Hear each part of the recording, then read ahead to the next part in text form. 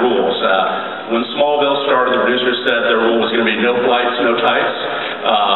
Recently, we had the producers of True Blood came to Comic-Con and said no opera music in their vampires. So are there any rules or any ground rules or anything like that that you will have for Fringe that fans can hold you to 3 years from now when you break it? Yeah, I think our first rule is only flight and tights. And I think we will have a lot of opera. Josh Jackson and tights.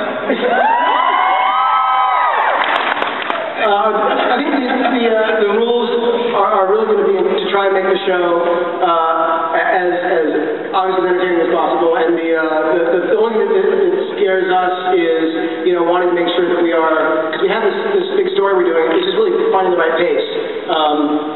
But we don't have any sort of rules that I think we'll probably find ourselves breaking eventually anyway. Okay. How did for any one of the producers, how did the idea for the show sort of come about? What was sort of the genesis of Fringe? Well, when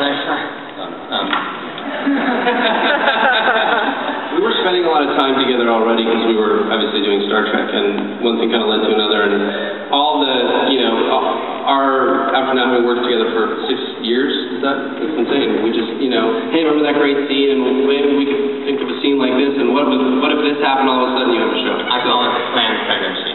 We got in a room and decided, let's create a show.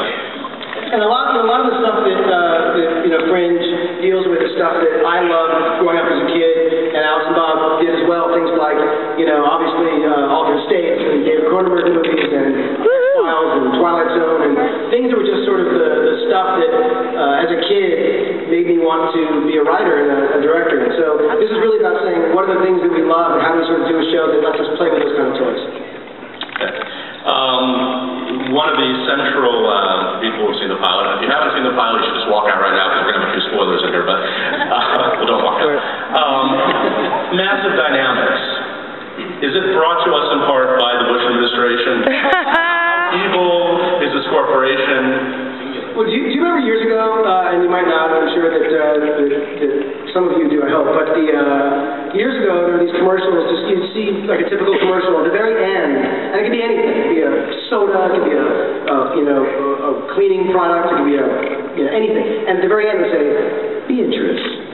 And you're like, who knows Beatrice? Like, what's that? And it was like that weird thing where you suddenly realize that one company sort of owned all these things, and I'm sure there was a reason that they were suddenly coming out of the closet and saying, hey, we're Beatrice. But it was this really weird thing. I just remember feeling like that idea, like you see like those courses for GE when you're watching Sunday morning, you know, news shows, and like GE does everything. Like they make the lights in the airplane, they make the plane, they make the engine, the milk you're drinking is there. Like everything is like GE, and I just think that Massive Dynamics feels like one of those companies. The show doesn't do the kind of corporate conspiracy thing that you know, in the same way you might expect in the pilot, but it plays a big part in the story ultimately. And who says they're bad? That's right. They might be actually working on something that might save the world. We don't know. And GE, they bring good things.